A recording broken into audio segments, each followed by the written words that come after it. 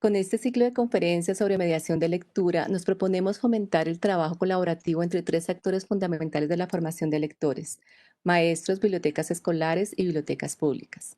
Hoy continuamos con la segunda conferencia de este ciclo con Beatriz Elena Robledo, quien es una de las escritoras e investigadoras más reconocidas de nuestro país en las áreas de literatura infantil y juvenil, con una maestría en literatura hispanoamericana de la Universidad Javeriana y 30 años de experiencia en el campo de la literatura infantil y juvenil.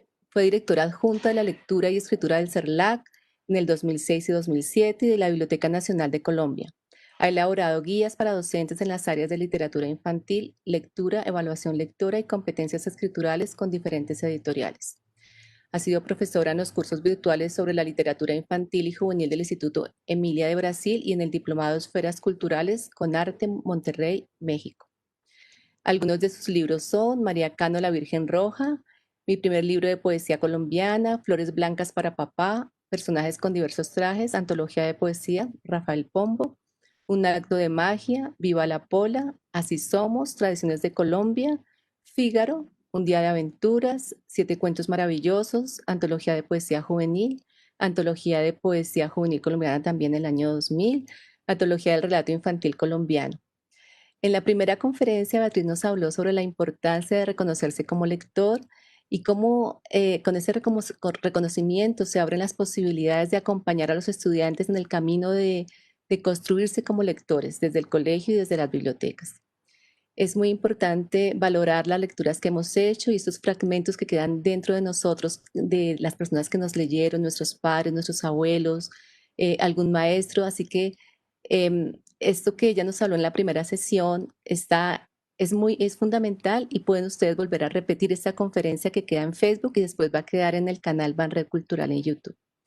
En esta conferencia vamos a hablar de cómo el maestro es un mediador por excelencia, cómo los niños pasan gran parte del día en la escuela, ya sea de manera virtual o presencial, y además el libro y la lectura son los ejes que sostienen el aprendizaje, la construcción del conocimiento y la experiencia estética en la institución educativa. De allí que los bibliotecarios escolares sean tan importantes y tengan esta tarea tan fundamental de acercar a los niños a la lectura. En esta sesión, los participantes reflexionarán acerca del papel que tienen los maestros y los bibliotecarios en la formación lectora de los niños y conocerán algunas estrategias prácticas y metodológicas para acompañarlos. Entonces, los invitamos a disfrutar de esta conferencia. Te damos las gracias de nuevo, Beatriz, por estar aquí con nosotros en la programación virtual de la Biblioteca Luz Ángel Arango, que es tu casa. Y después de la conferencia, pues tendremos las preguntas. Dura 1 hora la conferencia y media hora de preguntas, así que las pueden ir haciendo también por los comentarios. Muchas gracias, Beatriz. Bueno, Diana, muchísimas gracias y muchas gracias de nuevo a la Biblioteca Luis Ángel Arango por esta invitación, Banco de la República y a ustedes por estar acá. Bueno, pues hoy en esta segunda sesión vamos a hablar de mediación. Recordemos que la primera, ya lo decía Diedre, pues el enfoque fue sobre todo para pensar a ese mediador primero como lector y el reconocimiento de él como lector. Hoy le vamos a dedicar digamos, la charla a la mediación, pero sobre todo la biblioteca escolar y con la biblioteca pública. Eso es como ese triángulo del que vamos a hablar. Entonces, voy a compartir pantalla porque esta vez me hice una guía para poder orientar mejor la charla.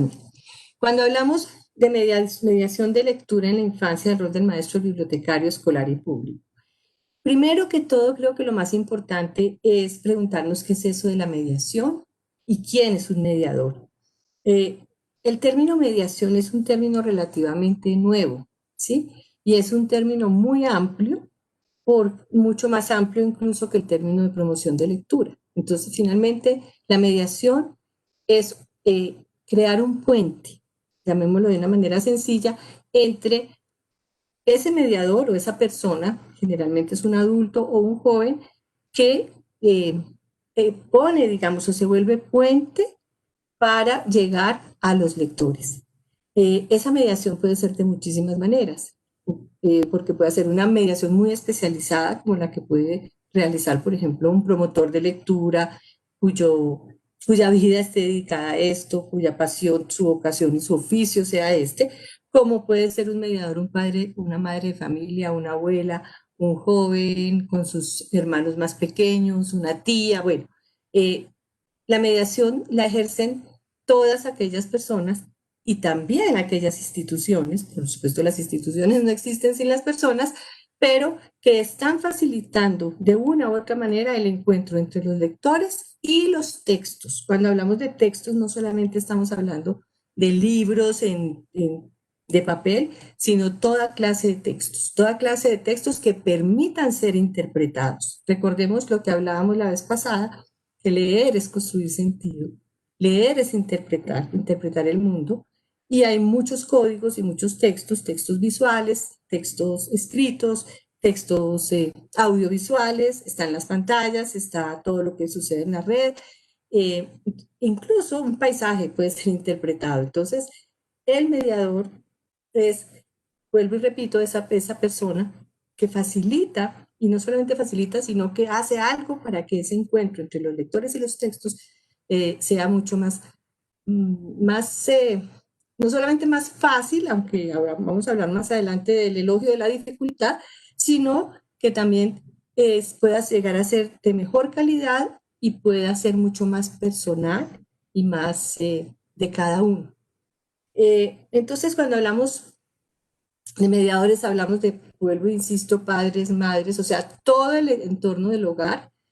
En la escuela están los maestros mediadores, están los bibliotecarios mediadores, incluso el rector o la rectora pueden ser mediador de lectura, incluso las personas que se dedican a la administración, al aseo, pueden ser mediadores de lectura. O sea, si una persona, por ejemplo, que hace la celaduría en la escuela, le cuentan cuentos a los niños porque se saben muchas historias, esa persona está siendo un mediador de lectura. O sea, todos podemos llegar a ser mediadores y ojalá lo seamos. Hay tres espacios básicos que comparten este campo de la mediación: el hogar, la escuela y la biblioteca.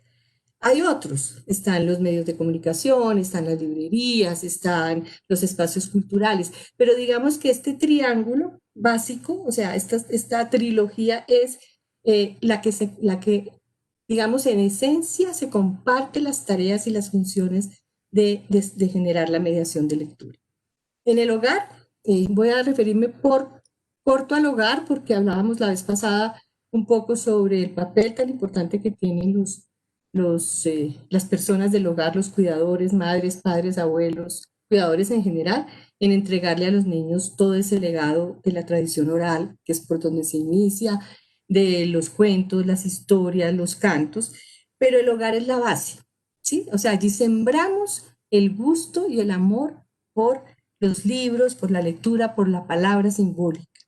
Eh, un hogar, o sea, es muy diferente un niño que crece con la fortuna de estar en un hogar donde se habla, se conversa, se canta, se cuenta, donde hay libros o donde hay periódicos, revistas, todo ese ambiente, toda esa cultura lectora, llamémoslo así, pues va a favorecer muchísimo el desarrollo del niño, no solamente el desarrollo cognitivo, no solamente el desarrollo lingüístico, sino y sobre todo importantísimo el desarrollo afectivo, el emocional y afectivo, porque eh, hay una relación muy, muy estrecha entre la lectura en términos muy amplio y ese legado cultural y el fortalecimiento de los vínculos afectivos y emocionales de los niños. O sea, los niños necesitan ese soporte.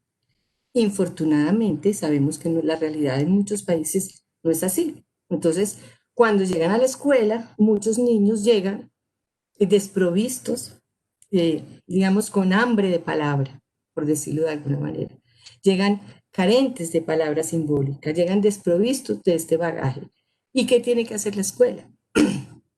Yo le digo muchas veces a los profes, si un niño te llega desnutrido físicamente, tú no dices, no, pues ya, dejémoslo que se muera porque ya está desnutrido. No, vamos a hacer todo lo posible para nivelar ese niño desde el punto de vista de la nutrición.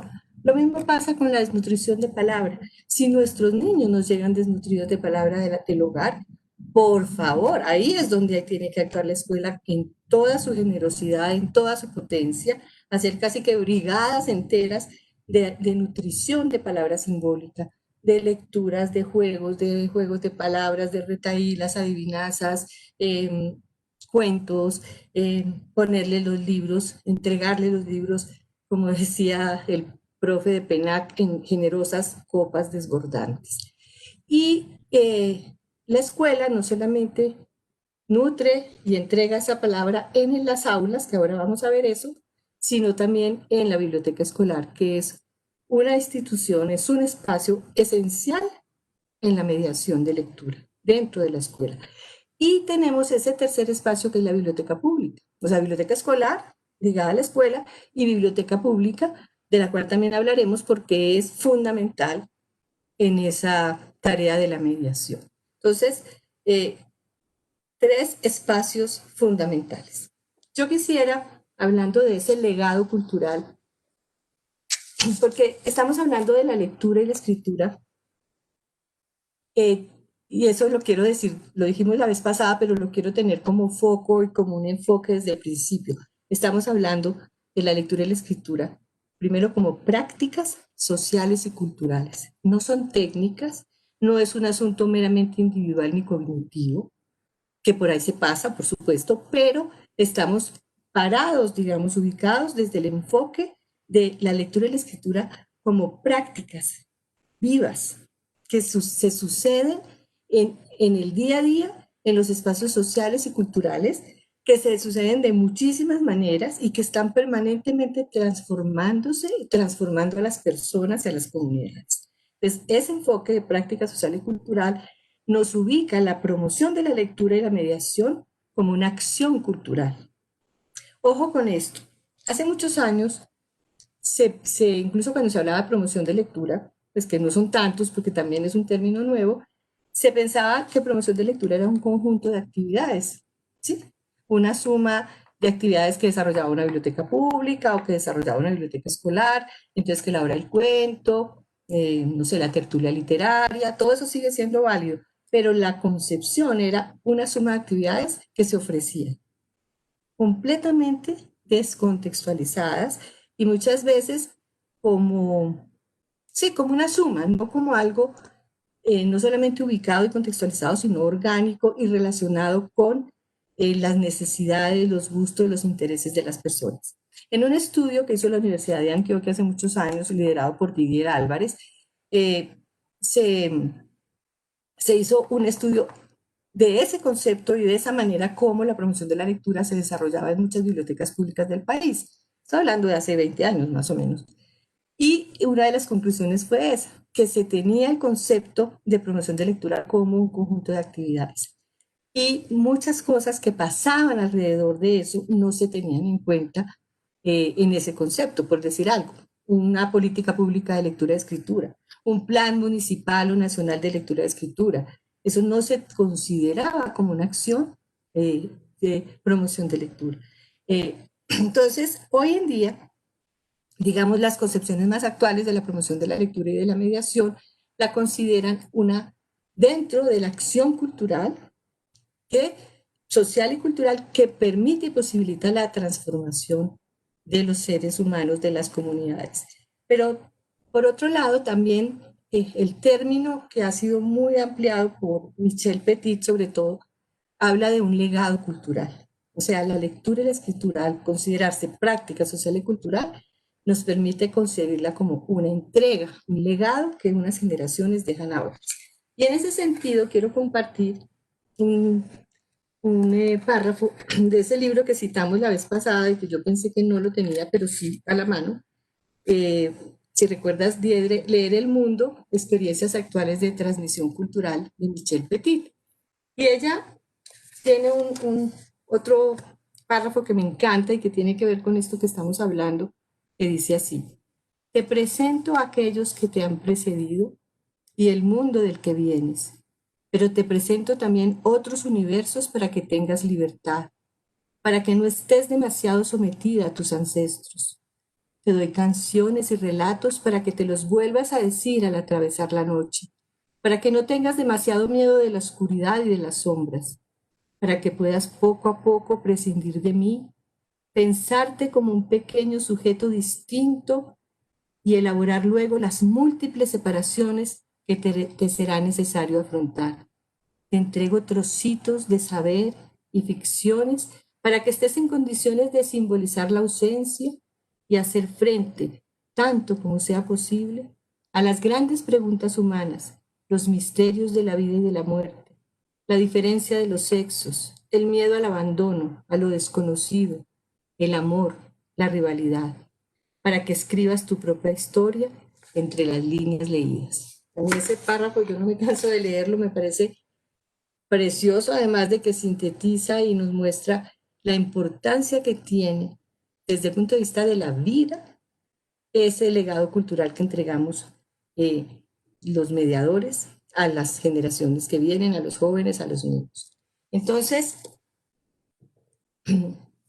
vamos a detenernos un poquito, bueno, a reforzar esta parte, fortalecer esta parte de la lectura en el hogar, que vuelvo y les digo, por lo general en el hogar se entrega, cuando se entrega es toda esa riqueza de la tradición oral.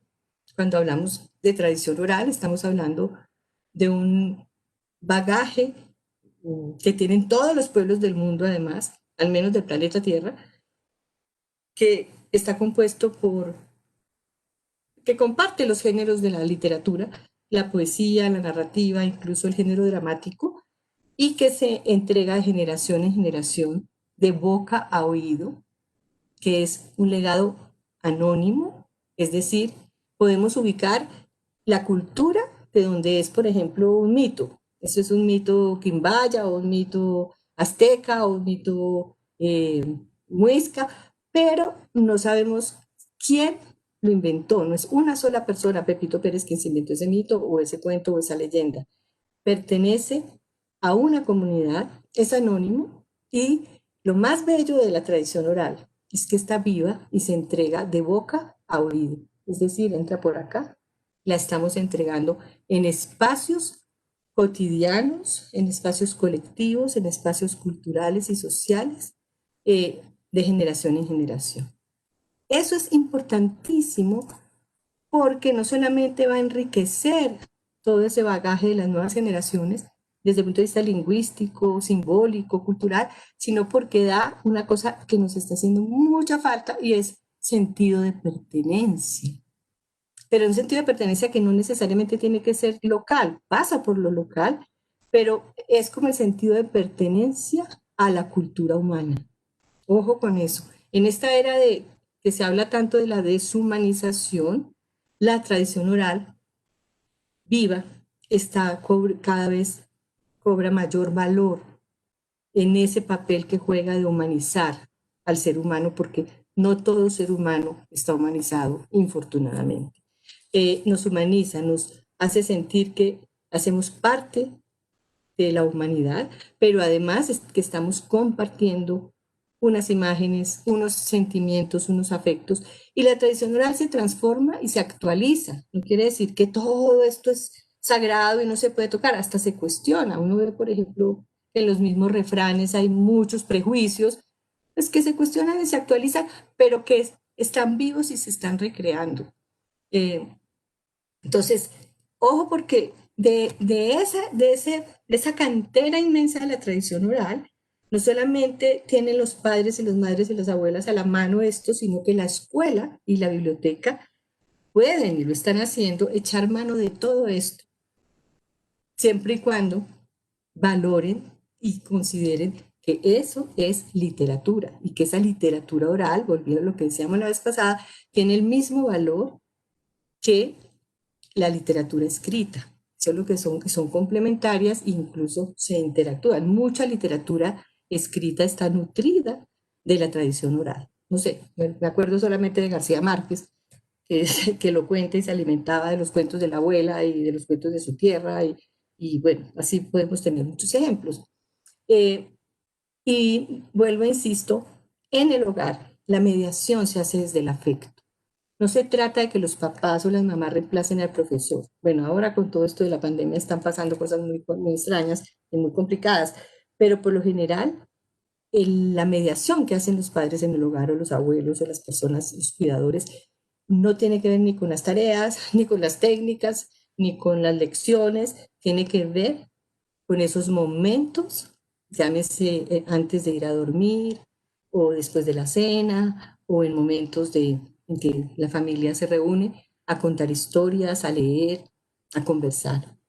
Es importantísimo, digamos, preservar y cultivar esos encuentros desde el punto de vista humano, afectivo y de compartir, de sentir lo que siente un niño cuando su mamá o su papá o su abuelo o su abuela se acuesta y lo acompaña a dormir contándole una historia o leyéndole un libro. Ojalá eso se hiciera a diario y se hiciera con afecto. No es tanto ahí cuando están muy pequeños, dice, ay, pero yo ya a mí se me acabaron ya las historias, invénteselas, porque lo que valora el niño ahí, lo que tiene valor, es ese vínculo afectivo. Te tengo para mí, me estás dando seguridad, me estás acompañando y nos trascendemos, estamos más allá del uno del otro, nos trascendemos a través del lenguaje, de ese lenguaje, de esa historia, de esa ensanchación, digámoslo de alguna manera, como se ensancha el mundo a través de la palabra, pero yo estoy aquí protegido, cuidado por ese adulto que me cuenta, ese adulto que me canta. Ese niño va a la escuela. Cuando llega a la escuela, nos vamos a detener un poco allí, la escuela tiene vive una tensión actualmente, bueno, desde hace unos años, por una doble función que se le ha, digamos, destinado. Por un lado, ver crecer al lector, ¿sí? Como concebir la lectura desde esa práctica social y cultural. O sea, a la escuela se le pide hoy en día que forme lectores, pero también a la escuela se le pide que enseñe a leer y escribir. Anteriormente este problema no lo tenía la escuela, porque a la escuela se le pedía pues que enseñara a leer y escribir, punto. Y eso era lo que hacía. Y estaba resuelto y había unas metodologías, y hubo que los métodos global, que el método sintético, que el método analítico, ¿sí? Y ese era, digamos, el problema de la escuela. Pero hoy en día, con la valoración de la lectura en la vida, digamos, de la lectura y del desarrollo de la lectura y la escritura en la vida de las personas, en el desarrollo de los países, con la valoración incluso de la lectura y la escritura en la primera infancia, sobre todo la lectura, cuando llega a la escuela, en la escuela debe seguir con esa tarea de formar lectores para la vida, no solamente para la escuela. A la vez que debe no solamente enseñar a leer y escribir, sino garantizar esa transmisión de los contenidos en las diferentes áreas disciplinarias. Entonces, se vuelve una tensión. Hay una autora que ha trabajado muy bien esto, que les recomiendo a quienes están interesados. Es un libro que tiene años, pero que sigue siendo muy vigente, que es Delia Lerner. Delia Lerner, en su libro Leer y escribir en la escuela, lo real, lo posible y lo necesario, plantea muy bien esa tensión permanente de la escuela entre la pedagogía de la lectura y entre la lectura, entre la promoción de la lectura y la lectura como práctica social y cultural. Entonces, lo que dice Delia Lerner es, o sea, plantea el problema, pero también dice, ojo, es que no es insoluble ese problema. O sea, ¿cómo resolver esa tensión? ¿Qué hace un maestro? ¿Qué hacen los maestros para poder armonizar esas dos obligaciones que le corresponden? Entonces, voy a leer una partecita de este libro, de leer y escribir en la escuela lo real, lo posible y lo necesario, cuando dice, bueno, ella ubica qué es lo real, ¿sí? ¿Qué es lo posible y qué es lo necesario? Y en lo posible dice, lo posible es hacer el esfuerzo de conciliar las necesidades inherentes a la institución escolar con el propósito educativo de formar lectores y escritores. Lo posible es generar condiciones didácticas que permitan poner en escena, a pesar de las dificultades y contando con ellas, una versión escolar de la lectura y la escritura más próxima a la versión social de estas prácticas. En primer lugar, para posibilitar la escolarización de las prácticas sociales de lectura y escritura, para que los docentes puedan programar la enseñanza, un paso importante que debe darse a nivel del diseño curricular es el de explicitar entre los aspectos implícitos en las prácticas aquellos que resultan hoy accesibles, bueno, gracias a los estudios sociolingüísticos, psicolingüísticos, antropológicos, etcétera. Es decir, por un lado, ella dice, ojo, escuela, mire que cómo pasa, como lo decíamos la vez pasada, pero aquí tiene más sentido, cómo circulan los textos, qué funciones tienen los usos y las apropiaciones de la lengua escrita en la vida afuera, y ubique esos escenarios, esas situaciones y tráigalas a la escuela. Y dentro de la escuela las puede escenificar como escenarios pedagógicos. ¿Sí? Pongo un ejemplo. Cuando un niño tiene en kinder, en primero, en segundo, que tienen el taller de cocina, ¿sí? Entonces, los jueves tienen taller de cocina y hacen recetas, incluso ahora virtualmente he visto que en algunas instituciones pues les han enseñado a cocinar. Esa práctica la acompaña generalmente con la lectura y el aprendizaje de la lectura de recetas de cocina, con la elaboración de un recetario, con todo lo que tiene que ver con ese texto llamado receta. Y no solamente el niño está aprendiendo la receta, está aprendiendo a hacer la receta, sino que está aprendiendo a leer receta y está aprendiendo a seguir instrucciones. O sea, las prácticas de lectura y escritura son muy complejas y muy diversas. Por eso es tan importante que la escuela diversifique esas prácticas dentro del aula, porque si nos quedamos con la cartilla inicial de una misma manera de leer, una misma manera de mi mamá me ama, como decían por ahí, me mamé mi mamá, es un chiste que hacen con eso, o en una cartilla terrible que encontré alguna vez, pues poco poético, que decía la rata rae la ropa. ¿Qué necesidad tiene de reforzar que la rata rae la ropa? Sí, para poder usar el sonido de la R. Los niños necesitan leer textos muy diversos con funciones muy diversas.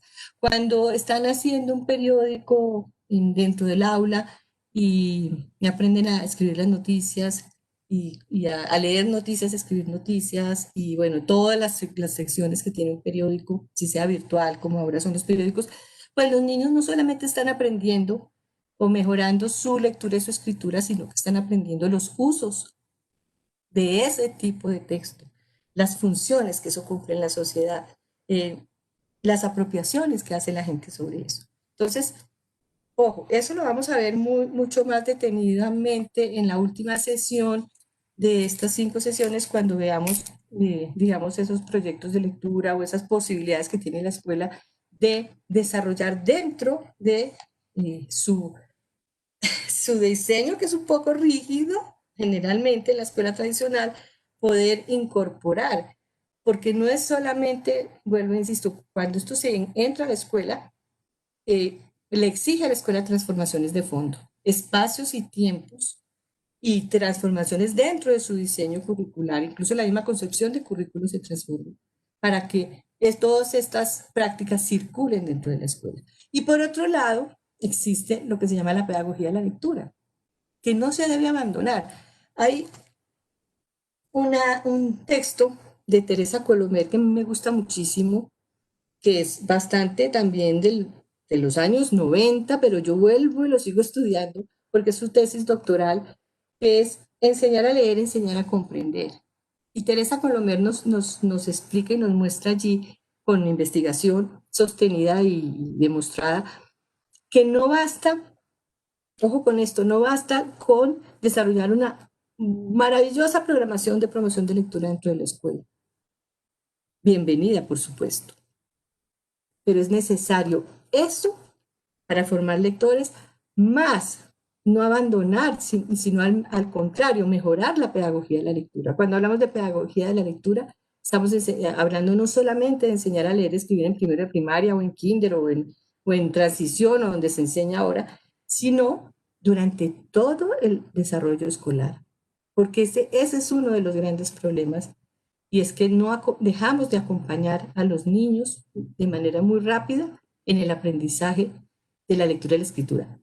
Ojo, si como ya no conseguimos leer y escribir como descifrar o decodificar, sino que leer y escribir es construir sentido, es ser unos usuarios activos, como se dice hoy en día, apropiarse de la cultura escrita en todas sus dimensiones, pues la cosa es un poco más compleja, pero también es mucho más rica. Y el papel del mediador se vuelve todavía mucho más retador, porque no es solamente leer en voz alta a los demás, cosa que es maravillosa, no es solamente facilitar el acceso a los libros, a las colecciones de la biblioteca escolar o en el aula, sino que al maestro, sobre todo en el aula, le corresponde, y a los maestros de todas las áreas, casi como un eje transversal, como una transversalidad dentro de la escuela, enseñar a comprender.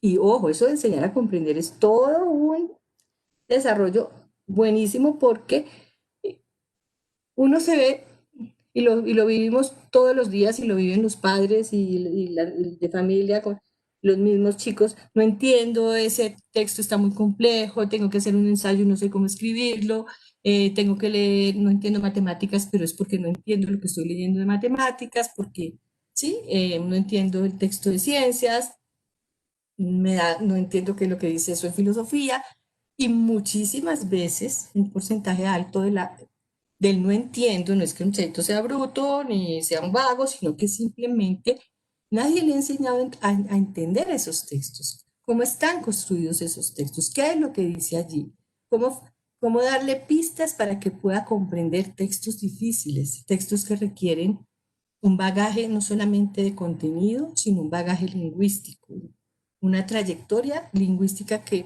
seguramente la ha hecho a tropezones.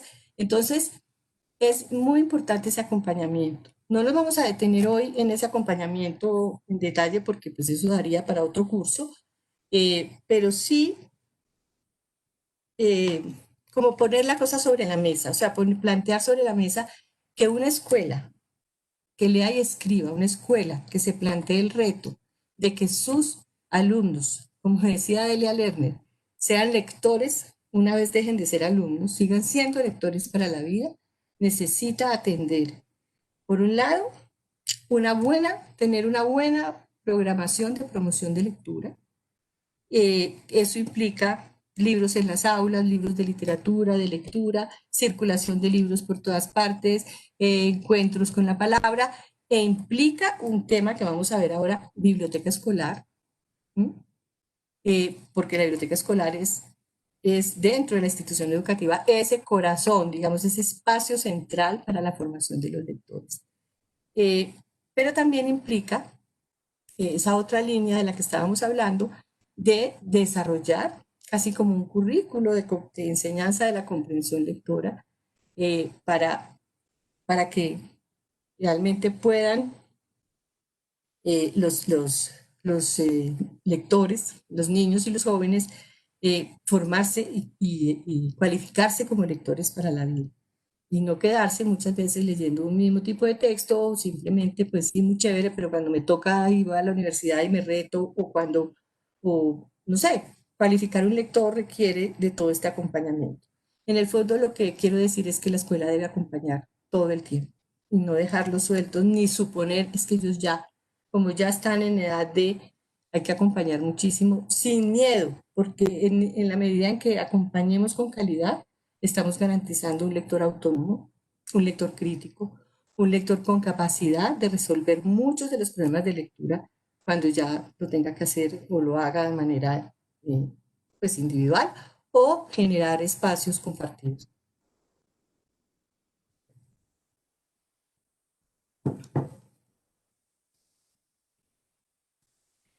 La biblioteca escolar, me voy a devolver aquí un poco. Bueno, aquí estábamos en la tensión entre los propósitos didácticos y la práctica social y cultural, cómo armonizar estos propósitos y cómo combinar la promoción de lectura con la pedagogía de la lectura. En ese libro de Delia Lerner, ella propone algo que a mí me ha parecido muy pues sí que muchas instituciones educativas lo tienen desarrollado hace rato, la misma pedagogía activa, y es el trabajo por proyectos o el desarrollar proyectos, que los proyectos pedagógicos en el aula siempre tengan presente la lectura y la escritura y la utilicen, o sea, que sea un eje la lectura y la escritura. Es decir, vamos a hacer una exposición de arte en el aula. Esa exposición de arte no solamente vamos a dibujar o aprender a dibujar o a pintar, sino que miremos qué pasa en una exposición de arte afuera de las paredes de la escuela. ¿Cuántos textos se producen en esa exposición de arte? Entonces están los paneles que acompañan la exposición, que dan la información. Vamos a hacer esos paneles con los chicos. Están, digamos, la divulgación que se hace de la exposición, la investigación que se hace sobre esas técnicas o esos pintores para poderlo divulgar. Eso también lo pueden hacer los chicos. Están las invitaciones a la inauguración de la exposición. Estoy poniendo un ejemplo, pero así hay miles de ejemplos de cada una digamos, de las situaciones de lectura y escritura que se derivan de un proyecto de aula o de un proyecto educativo. Estamos en el proyecto de la huerta escolar. ¿Cuántos textos, digamos, se generan alrededor de ese proyecto o se pueden generar o es posible generar, tanto de lectura como de escritura? No solamente vamos a estudiar cómo se hace una huerta, y vamos a estudiar desde el punto de vista de la biología, de la ciencia, la tierra, las semillas, todo lo que, el conocimiento de los productos que vamos a sembrar, sino eh, los diarios de siembra, los diarios que van de observación de esa huerta. Podemos incluso leer poesía sobre plantas, sobre la tierra. Podemos leer historias donde que ocurran, digamos, donde la siembra tenga alguna relación. No sé, podemos armar todo un universo, ¿sí? De textos, tanto visuales, auditivos, textos escritos, para compartir, disfrutar y recrear durante y que, digamos, están conectados con ese proyecto. Porque esa es la manera como, es una manera como no solamente la escuela puede armonizar esos propósitos, sino que la pedagogía de la lectura adquiere muchísimo mayor sentido, porque los niños no solamente, o los jóvenes no solamente aprenden el significado de las palabras, insisto, sino todo lo que está alrededor, porque es una cultura. La cultura lectora es una cultura, como decía Teresa Colomer por allá en un texto, bueno, no lo tengo acá, que es como el pescador. El pescador no solamente aprende a pescar, el pescador hace parte de un club, bueno, ya pone un ejemplo pues europeo, pero pues puede suceder acá, pero que el pescador hace parte de un club, tiene unos amigos, comparten el conocimiento de las cañas de pescar, en los lugares, o sea, hay todo un universo alrededor de esa práctica. Y eso pasa con la lectura y la escritura. La biblioteca escolar es otro espacio que es el corazón, y lo decíamos ahora, fundamental dentro de la escuela. Y infortunadamente, Colombia, y lo digo con conocimiento de causa, pues estuvo muchos años como de espaldas al tema de la biblioteca escolar. Hoy en día no, hoy en día y desde hace unos años, desde las políticas públicas ha habido como un repunte y un afán de decir, bueno, esto es importante, nos damos cuenta que esto es importante, desde hacerlos en un inventario, un diagnóstico de en qué situación están las bibliotecas escolares en el país, y en algunas ciudades pues han desarrollado más, digamos, no sé, Bogotá, Medellín, las ciudades más grandes, pero ese quedarse atrás durante un tiempo, pues ha dejado sus huellas, porque, no sé, son concepciones que a veces han hecho mucho daño, me explico. Colombia ha tenido un desarrollo muy grande en biblioteca pública. En la red de bibliotecas públicas del país la miran todos los países y bueno, se les recomiendo además darse una pasadita por por la misma página de la Biblioteca Nacional en la red de bibliotecas públicas, toda la red de bibliotecas del Banco de la República desde hace muchos años, pues es pionera en esto. O sea, la biblioteca pública ha tenido un gran desarrollo en el país, contrario a la biblioteca escolar, porque se creía, o con una concepción errada, eh, se dijo en algún momento desde la gestión pública, no desde los especialistas, por supuesto, pues que para qué queríamos biblioteca escolar si ahí estaba la biblioteca pública. Error garrafal, porque son dos tipos de biblioteca completamente necesarias, complementarias, por supuesto, pero cada una tiene funciones muy diferentes y muy específicas.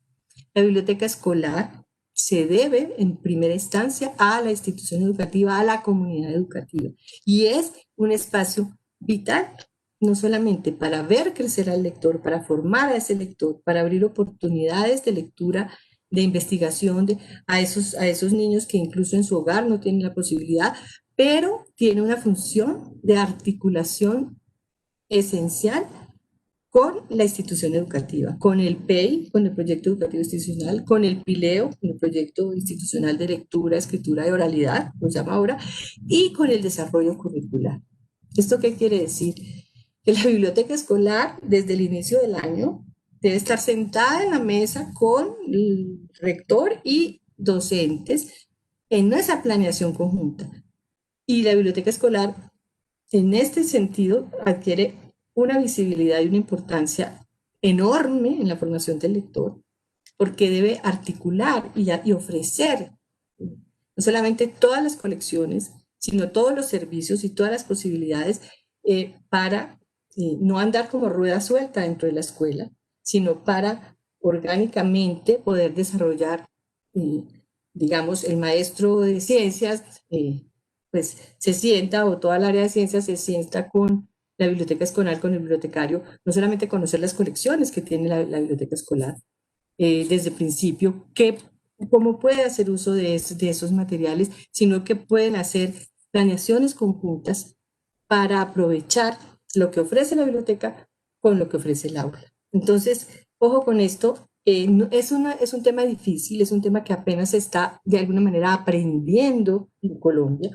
aprendiendo a hacer el cómo concreto. En el qué está muy bien todo, muy diseñado, muy bonito, pero estamos en ese aprendizaje y es algo que atañe no solamente al bibliotecario, bibliotecaria escolar, sino desde arriba, desde la dirección misma, desde las mismas secretarías de educación, y que atañe a todos los maestros, no solamente al maestro de español y literatura. Esto es algo de todo el equipo docente, ¿sí? Cómo sacarle el provecho, cómo articular con la biblioteca escolar. Que hay muchos problemas, no los podemos desconocer, que la biblioteca escolar generalmente son las sedes, las instituciones, las que tienen la biblioteca y no las sedes, entonces sedes que están muy alejadas o instituciones con muchísimas sedes, pues se ven con la dificultad de acceder a los libros de la biblioteca escolar. Bueno, hay muchas problemáticas, pero eso no quiere decir que no tengamos el mapa allí, que no tengamos la aspiración de llegar pues a desarrollar ese ideal, y además porque hay muchas maneras mucho más sencillas de hacerlo. No necesitamos grandes infraestructuras. Conocemos unas grandes bibliotecas muy lindas en algunos lugares del universo que no son utilizadas. Se requiere mucha voluntad, mucha empeño, digámoslo así, y bueno, los recursos por supuesto, pero sobre todo la claridad en la concepción de la importancia que tiene la biblioteca escolar, tanto para que los lectores puedan llegar allí como es el espacio cultural dentro de la escuela, como para apoyar ese desarrollo de las áreas y ese desarrollo del plan educativo de todo el proyecto. Eso es un tema, también otro tema quedaría para otro curso completo de la biblioteca escolar, pero creo que es importantísimo tener en cuenta aquí en esta charla de mediación la importancia que tiene la biblioteca escolar en la escuela y el papel que juega tan importante. Ya no es la Cenicienta, ya no es por allá, todavía tenemos lastres, todavía muchos bibliotecarios no son maestros bibliotecarios o están, digamos, los ponen allí desde la planta administrativa sin saber mucho qué hacer. O sea, hay muchas dificultades, pero eso no quiere decir que no sea importante y que el país realmente, por fortuna, lleva unos años ya con la conciencia. Hay muchos estudios. Hay un estudio muy bueno que comparte Elisa Bonilla en México, en este libro que también se lo recomiendo, Bibliotecas y Escuelas, Retos y Desafíos en la Sociedad del Conocimiento. Elisa Bonilla comparte en uno de los artículos de allí, de los estudios, un estudio que se hizo en diferentes estados en los Estados Unidos, demostrando una sola cosa, pues hay muchas cosas más que se demuestran, pero una cosa que vale la pena mirar y es cómo las instituciones, las escuelas o los colegios, las instituciones educativas que tienen biblioteca escolar en las condiciones óptimas, con buenos servicios, buenos bibliotecarios, con tiempo dedicado a los alumnos, con buenas colecciones y buen acceso incluso a Internet, o sea, con todo el ideal, esos alumnos tienen un desempeño académico muchísimo mejor. Ya eso es importante, digamos, para una política pública desde un Ministerio de Educación, una secretaría. Pero además, en las pruebas PEARLS está demostrado que los niños a quienes se les lee, tanto en el hogar como en la escuela, desde la biblioteca escolar, se les lee, se les comparten lecturas, se les cuentan cuentos, se les leen historias, también tienen generalmente un mejor desarrollo y las pruebas mejores. O sea, quiero decir, pues eso no es para mí personalmente lo más importante, pero sí es muy importante cuando se toman decisiones desde la política pública. Tener eso con pruebas y con datos y no solamente con suposiciones o con supuestos.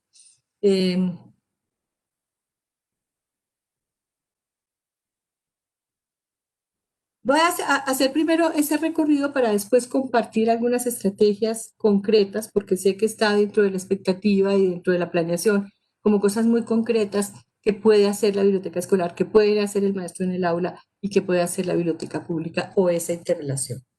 La biblioteca pública es ese otro espacio del triángulo del que hablábamos, hogar, escuela y biblioteca. Biblioteca escolar dentro de la escuela, biblioteca pública por fuera de la escuela, pero hay un trabajo de complementariedad y de relación cada vez que se fortalece mucho más cada vez entre la biblioteca pública y la biblioteca escolar.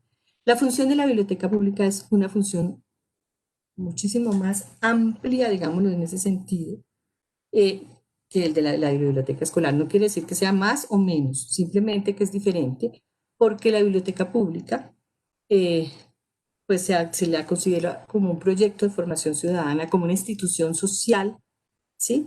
Y cultural que incide en la transformación de las comunidades y que garantiza el acceso a la información y al conocimiento y el acceso al aprendizaje permanente de todas las poblaciones, de toda la gente. O sea, estoy hablando de madres gestantes, primera infancia, niños, jóvenes, adultos, personas escolarizadas, personas desescolarizadas, personas en situación de discapacidad, personas en situación de desplazamiento, adultos mayores, o sea, toda la población. La biblioteca pública se debe a toda la población. ¿Eso qué significa?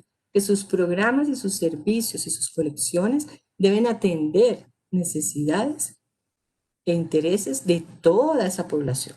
Por eso lo hace complejo, pero como les decía, por fortuna, Colombia es un país que ha desarrollado sostenidamente una política pública eh, en biblioteca pública, perdón la redundancia, muy coherente, muy sistemática, muy sostenida y pues que nos permite tener hoy en día una red de bibliotecas, no solamente las públicas del Estado, sino que las públicas, los servicios públicos que ofrece Banco de la República, los servicios públicos que ofrecen las bibliotecas de las cajas de compensación, las bibliotecas comunitarias, o sea, porque hay muchos tipos de bibliotecas públicas, no solamente las que pertenecen al Estado, sino todas las que prestan ese servicio público. Incluso se habla, y en Francia se acuñó ese término hace muchos años, de lectura pública, es decir, un servicio que se ofrece tan importante como el hospital, como la salud pública y tan importante como, pues, digamos, todo lo que contribuye al desarrollo de la ciudadanía, de la construcción de ciudadanía, de garantizar los derechos de participación y los derechos ciudadanos. Pero también la relación cotidiana con la lectura y la escritura y eh, la UNESCO tiene un manifiesto de bibliotecas escolares que también lo pueden encontrar en la red y que deberían los bibliotecarios escolares o los mismos maestros consultarlo y tenerlo en cuenta. También hay un manifiesto y unas directrices para la biblioteca pública. Y en el manifiesto de la biblioteca pública son 12 funciones o misiones. Y miren que las bibliotecas tradicionalmente hace muchos años se dedicaban solo a los escolares o a apoyar las tareas de los niños y ya. Hoy en día estamos hablando de algo muy distinto. Esa es una de las funciones, una de las misiones de la biblioteca. Yo tuve la fortuna el año pasado, y lo agradezco inmensamente a la vida, de ser jurado del Premio Nacional de Bibliotecas Públicas en esta versión, esta última versión, porque había sido hace muchos años, pero ahora desde hace unos años esto se le ha dado mucha importancia, mucha trascendencia y mucha relevancia. Y no solamente pude conocer por los documentos, los videos y de muchas bibliotecas lo que estaba pasando, sino que viajamos a visitar las finalistas, las 9 finalistas. Fue una maratón maravillosa, fuimos a los sitios más absurdos e inesperados pues que hoy en día no se podría, y que pudimos ver con nuestros propios ojos lo que estaba pasando en esas bibliotecas. Y fue una cosa muy, muy, muy alentadora, muy conmovedora y muy grata saber que las bibliotecas, de verdad, hay bibliotecas están completamente entramadas con el desarrollo social y cultural. Y voy a poner un ejemplo. En la biblioteca, eh, los campesinos han hecho un trabajo ligado con la biblioteca, han recuperado sus saberes agrícolas, sus saberes, sus prácticas de siembra y han hecho, no solamente tienen un libro, ¿sí? Que se reprodujo, es hecho por ellos mismos sobre sus saberes y sus prácticas de el sembrado de los diferentes productos. Hay otro, los adultos mayores han contado las historias a los chicos y han hecho un trabajo desde la biblioteca pública con libros y videos y grabaciones de incluso algunas de esas grabaciones han sido intervenidas por los jóvenes eh, de recoger una tradición muy antigua contada por los adultos mayores y luego convertida en una animación hecha por jóvenes. O sea, mire todo lo que se entrelaza allí alrededor de los propios saberes, conocimientos, experiencias. Hay muchísimas y eso pues daría para una lista larga y si lo pueden incluso mirar en la red de bibliotecas en la página, los ejemplos de las cosas tan maravillosas que están pasando en las bibliotecas públicas en el país, desde el punto de vista de esta concepción de la que estamos hablando de mediación, ¿sí? De que realmente la lectura transforme la vida de las personas, que la lectura y la escritura pueda ser apropiada por la gente, la puedan usar para su vida, para su beneficio personal, para su beneficio social, incluso para su beneficio económico, eh, porque volvamos al inicio, no se trata de una técnica ajena, sino de algo pues que nos atraviesa a todos como seres humanos y que tenemos un derecho, digamos, a esa lectura y escritura. Hay un punto aquí importante y es que generalmente pues los bibliotecarios trabajan muy solos, están muy solos y es muy difícil que una sola persona, por más capacitada que esté, desarrolle todas las tareas que tiene una biblioteca pública. Entonces, y eso también es como una creación colombiana, lo digo con experiencia porque hemos llevado la idea del GABA a otros países, y es el grupo de amigos de la biblioteca. Pero el grupo de amigos de la biblioteca ha ido creciendo muchísimo y se ha ido consolidando y es realmente personas de la comunidad que se hacen socios de la biblioteca, que incluso tienen un reglamento, tienen unas funciones y son el brazo derecho, por decirlo de alguna manera, de ese bibliotecario o de esa bibliotecaria. Entonces el GAB desarrolla las actividades de promoción de lectura, la hora del cuento, organiza las tertulias, gestiona, gestiona con otras instituciones, incluso ayuda a organizar los libros, Bueno, son múltiples, infinitas las tareas que tiene un GAP. Y en lo que encontramos cuando en los premios de biblioteca pública es que las bibliotecas que tenían mayor actividad y mayor proyección tenían también un GAP fortalecido, ¿sí? Una participación de la comunidad activa dentro de la biblioteca. Es una participación comunitaria, porque la biblioteca no es del bibliotecario o de la bibliotecaria, la biblioteca es de la comunidad. Pero esto se materializa y se vuelve concreto, no es un asunto solamente de nombre, ¿no? Y finalmente, quería tocar el tema de la lectura literaria, pero ese lo voy a ampliar sobre todo en la próxima sesión cuando hablemos de la literatura y los jóvenes, sobre todo por el reto que hay hoy en día y la gran como dificultad, porque pues lo recibo muchísimo. Y yo creo que todos como, ¿qué hacemos con los jóvenes? Los jóvenes se han estigmatizado muchísimo, que no les gusta leer, que no saben leer, pero el papel que juega la literatura dentro de esa mediación, ¿sí? Tanto en el hogar, en la escuela y en la biblioteca. O sea, de acuerdo, enseñar a leer de todas las maneras, todos tipos de textos, todas las funciones, enseñar a investigar, enseñar a a leer textos informativos, textos científicos. Pero la lectura literaria pues tiene una función muy importante en la construcción de la subjetividad, en el desarrollo emocional afectivo de los niños y de los jóvenes, en esa, sí, en ese crecer como ser humano. Entonces, pues hay un gran cuestionamiento desde el punto de vista teórico y hay otra, la misma Teresa Colomer también ha desarrollado mucho bueno, también está Marta Nussbaum, bueno, hay varias autoras, sobre todo mujeres, por casualidad creo yo, o no, eso es otra cosa, que le dan mucha valoración a la lectura literaria.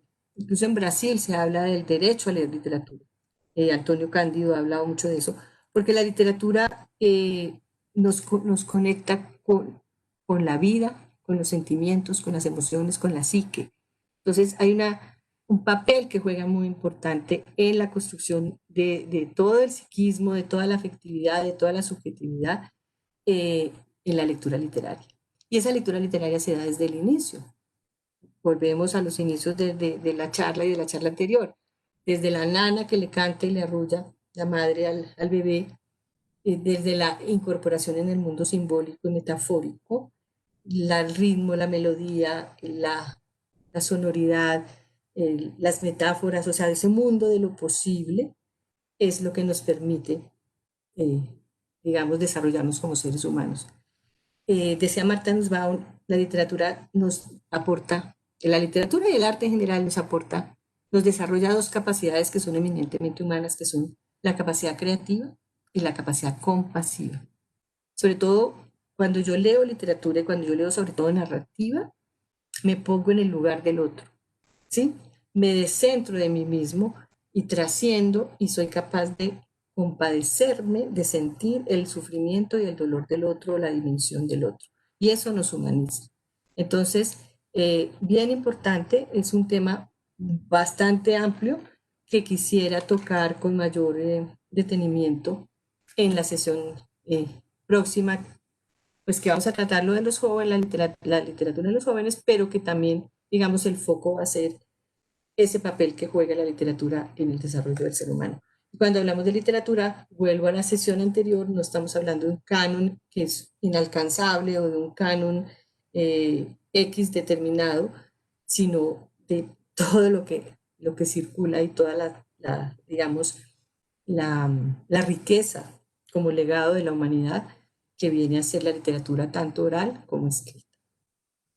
Bueno, no sé, Diedre, si si ya estemos en el tiempo como de dar espacio a los comentarios, a las preguntas. Yo me podría quedar aquí todo el tiempo hablando, Sí, temas muy amplios y temas muy, pues muy ricos también, pero pues la idea es como dejar un abrebocas de inquietudes y Y nosotros estaríamos encantados de escucharte, Beatriz, porque el tema está muy interesante y muy enriquecedor para los maestros y bibliotecarios. Te cuento que te están escuchando desde la isla de San Andrés.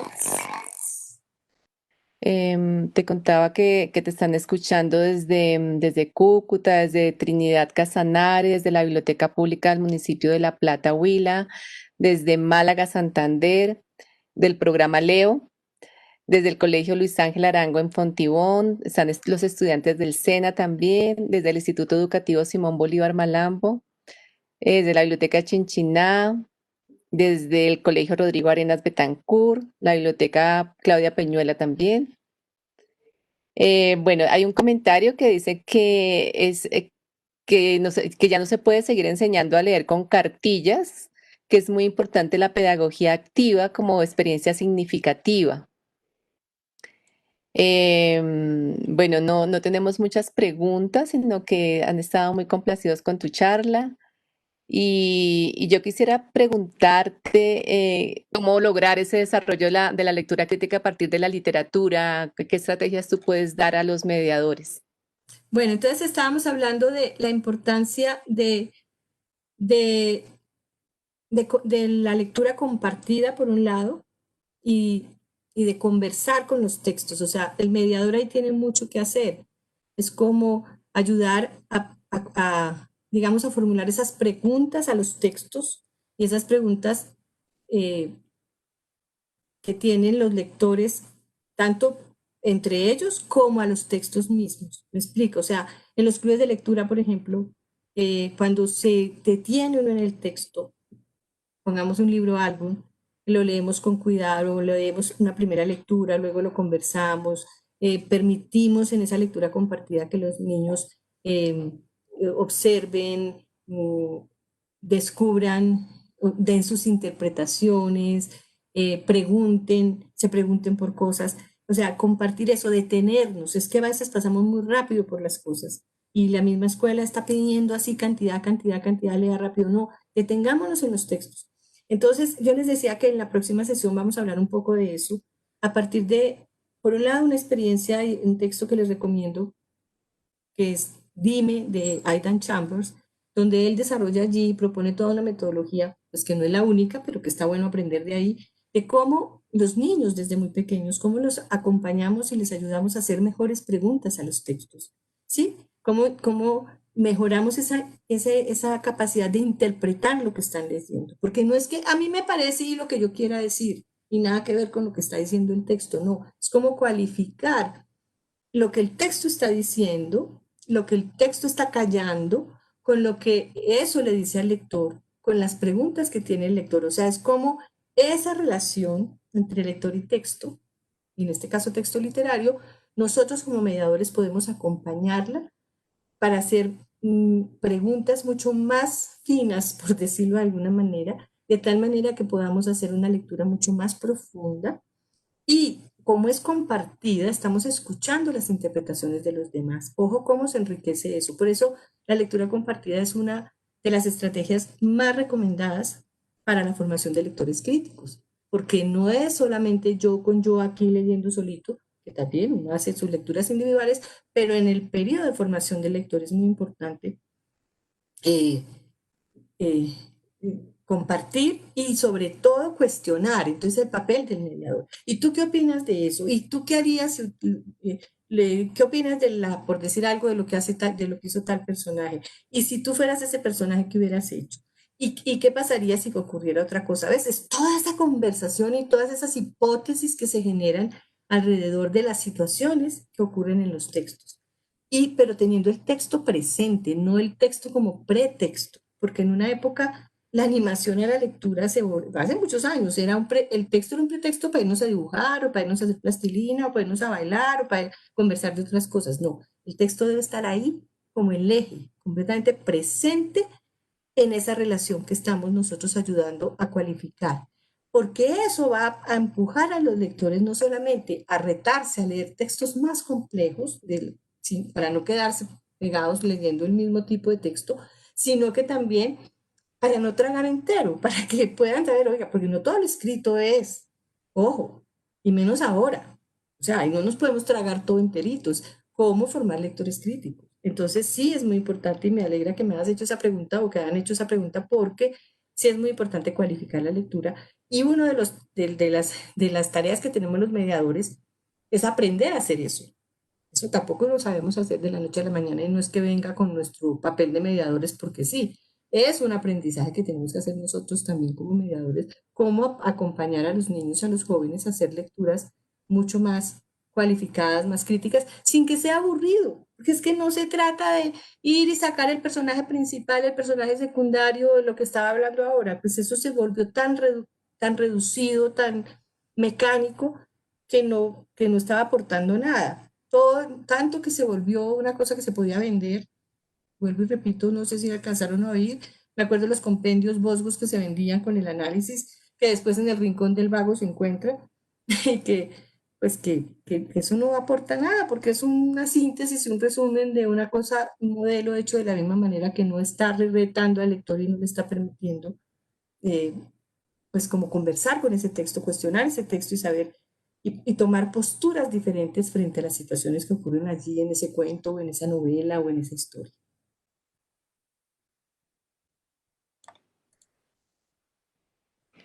Muchas gracias, Beatriz, por tu respuesta. La última pregunta que quisiera hacerte es cómo hacer convivir la lectura y los libros con la tecnología, porque pues ahora también hay mucha competencia entre libros y tecnología, pero cómo lograr ese diálogo entre estas dos formas de leer y o estas dos maneras de mirar el mundo también, porque los chicos están muy cercanos a la tecnología y cómo lograr que los maestros y los bibliotecarios puedan también hacer esos puentes, ¿no? Porque también yo creo que desde allí se pueden desarrollar pensamiento crítico si se hace bien. Entonces, no sé tú qué piensas de esto y qué estrategias podrías también darles a los bibliotecarios o a los maestros en relación con este tema. Pues yo pienso que la tecnología es un potencial maravilloso y que no compite con los libros. O sea, que un lector se forma en, digamos, en ambas autopistas, por decirlo de alguna manera. Por eso es tan importante, por un lado, acompañar a los lectores y no dejarlos solos tan rápido. Acompañarlos porque los muchachos pueden saber mucho de tecnología, pero quien de, o sea, ¿de dónde aprenden a leer esa tecnología? Lo que encuentran en las redes, a poder descifrar, discernir qué es lo que vale la pena allí. Por poner un ejemplo sencillo, cuáles son las fuentes confiables y cuáles no, cómo buscar, qué recursos me está ofreciendo a mí la red, cómo cualificar esa lectura en la red. Todo eso se acompaña también. Claro, lo que pasa es que estamos en una brecha generacional compleja, porque muchos profes, y incluso lo he vivido pues, personalmente, una vez se ve como, escucha, ¿yo qué hago aquí? ¿Cómo me muevo en este universo? Y los muchachos llegan todos sobrados, mira, pero esa sobradez es muchas veces técnica y tecnológica y aparente, porque quien puede acompañarlo a saber qué vale la pena allí, cómo utilizar eso, cómo sacarle mejor provecho, cómo leer de diferentes maneras allí, es el lector, es el mediador. Entonces, yo, por ejemplo, he descubierto que hacer proyectos intergeneracionales es muy enriquecedor y lo he experimentado. En la Biblioteca Nacional hicimos un proyecto maravilloso con gente más joven, me acuerdo que se llamaba Carelibro, con Catalina Holguín, y hemos hecho proyectos en que los jóvenes aportan el conocimiento de cómo moverse allí, cómo, no sé, cómo bajar el video, cómo hacer un video, cómo todo esto, pero los contenidos, la calidad de lo que se lee, de lo que, pues lo pone el maestro, pone su conocimiento allí en juego y está aprendiendo del chico también. Entonces, esos proyectos intergeneracionales son maravillosos. Eh, Pongo como ejemplo ese proyecto que decía ahora en esas visitas de las bibliotecas públicas que encontramos, pues eso fue precisamente la biblioteca ganadora en Ipiales, que vimos un proyecto maravilloso de intergeneracional, cómo los adultos mayores aportaron sus leyendas y sus historias y aprendieron junto con los jóvenes quienes les enseñaron y a hacer un animado, una animación con esas historias. Entonces, miren que estamos juntando saberes y experiencias. Entonces, eso es por un lado una posibilidad, por otra, pues es como darnos la oportunidad nosotros de aprender como adultos a movernos allí para poder ponernos un poco en la misma como nivel de comunicación con los chicos, porque hemos estigmatizado mucho las tecnologías, hemos estigmatizado mucho la red, y entonces no, todo eso es malo, es pura basura, lo que yo, no es verdad, o sea, por ahí pasan cosas maravillosas. Acerquémonos a ese mundo nosotros también como mediadores, conozcamos un poco más para ver qué podemos hacer de manera conjunta y cómo podemos también aprender nosotros. O sea, es que nos toca volvernos un poco más horizontales en ese sentido, menos pontífices, más entablar esas relaciones mucho más ricas, porque las de estrés, digamos, los procesos que entran en juego en la lectura, pues hay algunos que se comparten, así sea el libro en papel o el libro en pantalla o el libro en el Kindle, o sea, para leer, sí, vamos a leer literatura, incluso la pantalla te está ofreciendo potencialmente muchas más cosas, posibilidades de animación o de interactuar, de subrayar, de comentar con una facilidad. Entonces, ocurre de hacer clubes de lectura virtuales, por ejemplo. Entonces, hay muchas posibilidades que esas también las podemos conversar la otra semana porque tiene mucho que ver con los jóvenes. Sí, es verdad. Aquí nos quedaríamos hablando sobre esto muchísimo contigo porque tienes tanto que transmitirnos y enseñarnos, Beatriz. Y mira, te están diciendo que muchísimas gracias por esta conferencia, que les has dado muchísimas estrategias y que están muy contentos y que ha sido excelente la charla.